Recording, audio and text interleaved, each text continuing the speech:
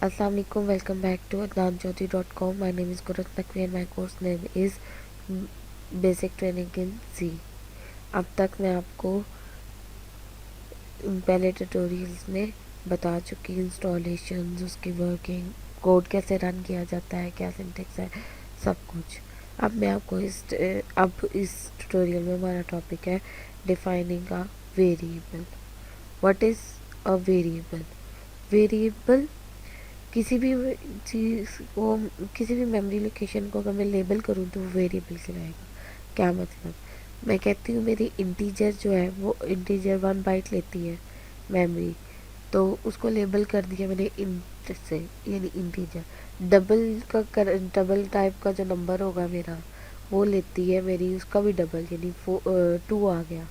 मैं अगर उससे कहूँ डबल फ्लोट आ गया, वो 4 आ गया, तो यानी जो मेरी मेमोरी के लोकेशंस के जो मैंने लेबल कर दिया उसको क्या कहते हैं? वेरिएबल्स। क्या यानी करेक्टर है तो करेक्टर कितनी स्पेस लेता है वो भी वेरिएबल है। फ्लोट कितनी स्पेस लेता है वेरिएबल है। कैसे डिफाइन करते हैं? वेरिएबल है। वेरिएबल और डाटा टाइप्स का आपस में बहुत स्ट्रॉन्ग रिलेशनशिप है। यानी data type data assign values, यानी डाटा टाइप बताते हैं कि किस किस्म की उसको वैल्यूज़ असाइन की जा सकती है। यानी बताने से, वेरिएबल बताने से पहले उसकी डाटा टाइप बतानी ज़रूरी है कि आइदर हमने करेक्टर लेना है, हाइट लेनी है, लेटर लेना है, एज लेना है, कुछ भी। तो अगर जैसे हाइट है, हाइट में हम पॉइंट्स में भी चले जाते हैं तो हम फ्लोट लेते हैं। जब पॉइंट इंटीजर जो है वो राउंड ऑफ नहीं करता, जैसे मेरे पास है एग्जांपल के तौर पे एक नंबर है 4.5। अगर मैं इंटीजर डाटा टाइप लेती हूँ इसके लिए तो वो सिर्फ इसको आउटपुट में 4 दिखाएगा। अगर मैं फ्लोट लेती हूँ तो वो एग्जैक्ट 4.5 दिखाएगा।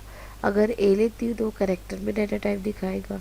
तो इस तरह इनकी मेमोरी लोकेशन में चंक्स को जो लेबल किया जाता है वो वेरिएबल्स कहलाते हैं। वेरिएबल्स का हमें ये फ़ायदा है कि हम वेरिएबल्स पे जो चीज़ स्टोर करानी है वो किसी चीज़ में, जो चीज़ हम गेट करें किसी ना किसी चीज़ में तो स्टोर कराएंगे ताकि उसको हम फर्दर एक्सेस कर सकें। तो वेरिएबल्स और डाटा टाइप्स का पता होना ज़रूरी है। डाटा टाइप किस वक्त क्या असाइन करनी है किस वेरिएबल को, कौन सी अप्रोप्रिएट है कौन सी इनअप्रोप्रिएट है, वो आपको फर्दर ट्यूटोरियल में बता दिया जाएगा।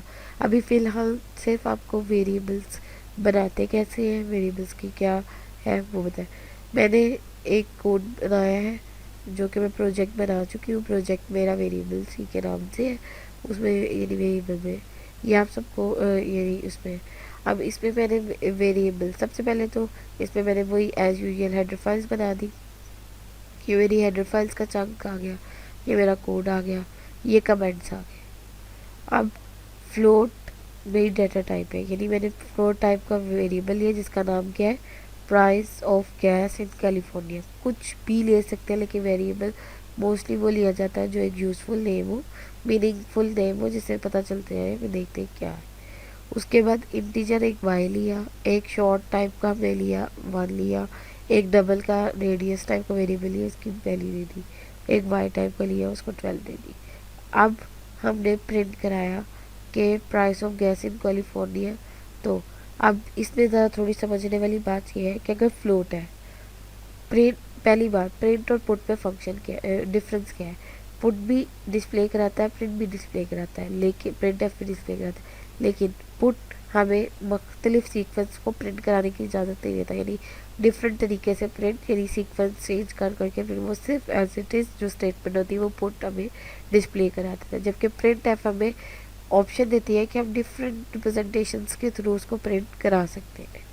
अब प्रिंट एफ पे जो वेरिएबल के हमने यूज़ करना है, जैसे परसेंटेज एफ, जिस वेरिएबल को कॉल करें, अगर तो वो फ्लोट टाइप का वेरिएबल है तो परसेंटेज एफ, अगर वो डबल है तो एल एफ आएगा लॉन्ग फ्लोट, अगर तो वो इंटीजर है डी आएगा, और अगर शॉर्ट है यानी इंटीजर का वो इंटीजर ही काउंट होगा तो उसके लिए परसेंटेज डी का साइन आएगा।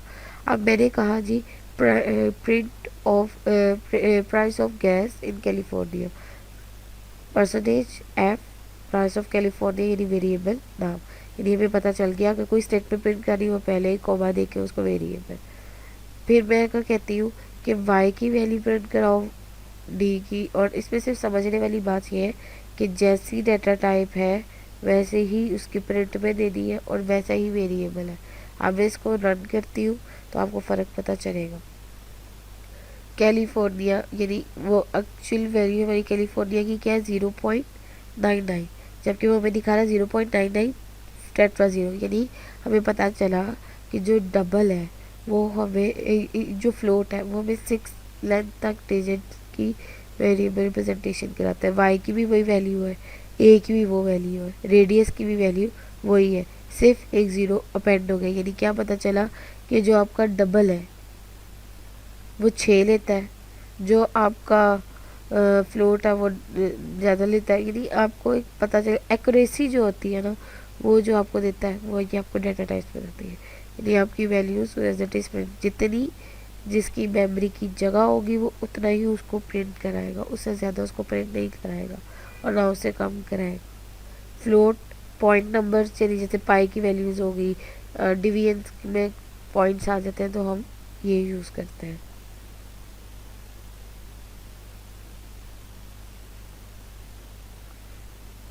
अब हमारी बारी आ गई, मैंने अब आपको बता दिया वेरिएबल्स और डाटा टाइप्स का भी थोड़ा सा आइडिया दे दिया।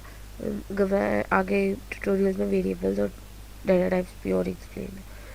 अब हमारी फोकस है एक्सप्रेशन और स्टेटमेंट्स।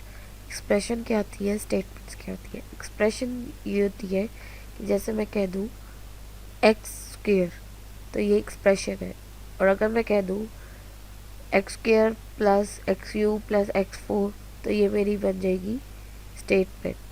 यानी स्टेटमेंट में मुख्तलिफ डिफरेंट एक्शंस परफॉर्म हो रहे होते हैं और एक्सप्रेशन में हमारी सिर्फ एक फंक्शन होता है।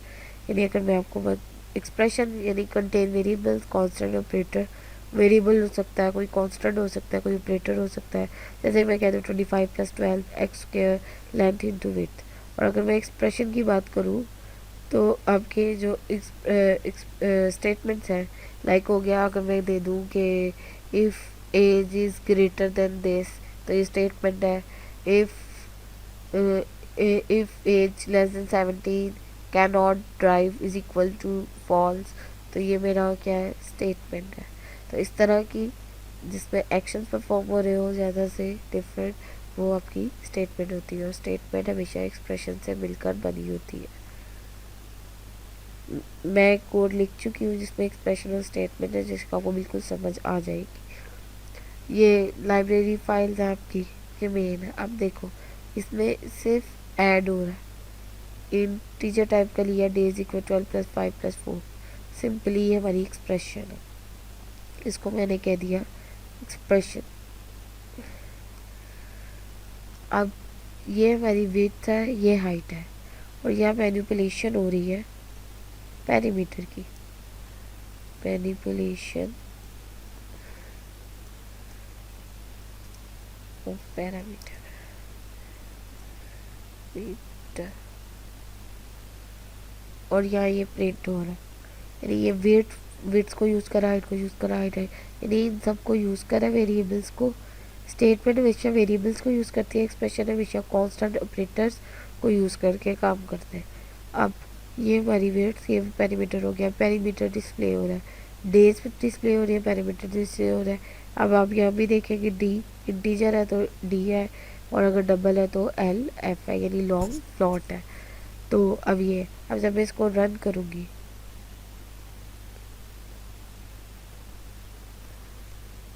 तो डेज उसने मुझे वो 21 नहीं दिखाए, 15 + 20 70 74 21, और उसके बाद पैरामीटर में मुझे 0.0000 ये आ रहा है, क्योंकि ये यहाँ गार्बेज वैल्यू ले रहा है, पैरामीटर गेट नहीं कर रहा, क्योंकि इसके लिए हमें एक ख़ास एक फंक्शन की कॉल करनी पड़ेगी, फिर वो उसके बाद उसको गेट करना शुरू कर देगा। अगर मैं इसको एल एफ हटा दूँ, डाटा टाइप एफ लूँ तो फिर ये दिखाएगा वैल्यूज़ शायद।